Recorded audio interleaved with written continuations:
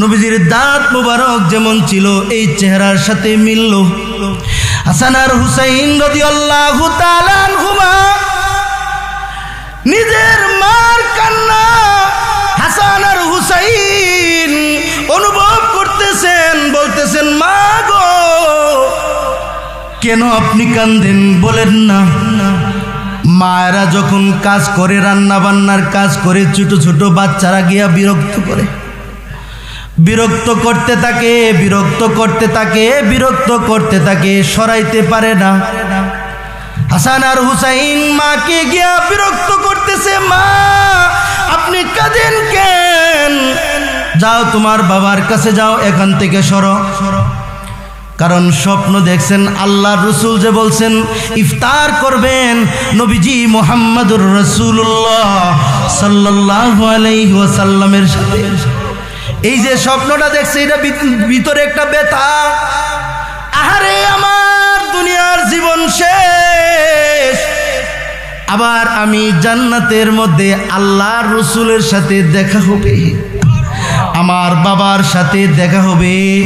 হাসান আর হুসাইন রাদিয়াল্লাহু তাআলা আনহুমাকে ফাতেমা ধাক্কা দিয়া বলে, যা রে যা হাসান আর হুসাইন, ওই যে দেখা যায় তোর বাবার, তোর নানার কবর, তোর নানাজির কবর, যা যা গিয়া বসে থাক, আমার এখান থেকে গিয়া সর, যা তোর নানার কবরে যা।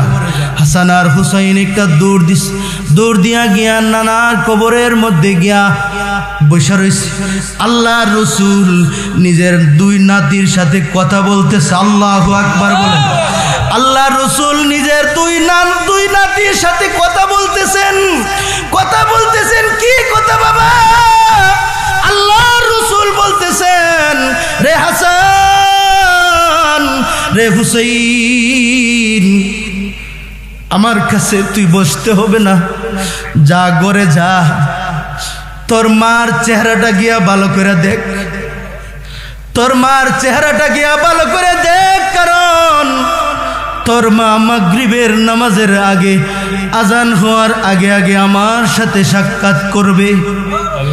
নিজের বাবার চেহারা, নিজের মার চেহারা দেখার জন্য আল্লাহর রাসূল হাসান আর হুসাইনকে পাঠিয়ে দিলেন, যা হাসান যা হুসাইন, মার চেহারার মধ্যে গিয়া চুমু খায়, বাবার চেহারার মধ্যে গিয়া চুমু খায়, যা তুই আমার কাছে এখানে আসতে হবে না, যা।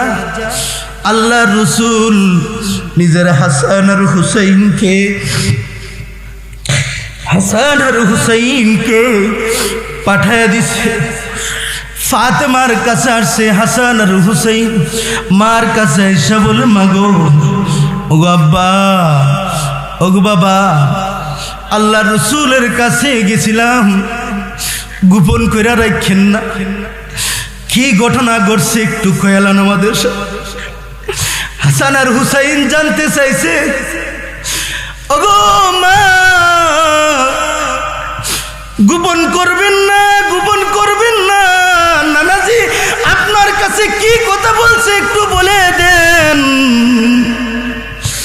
গোপন করেন না।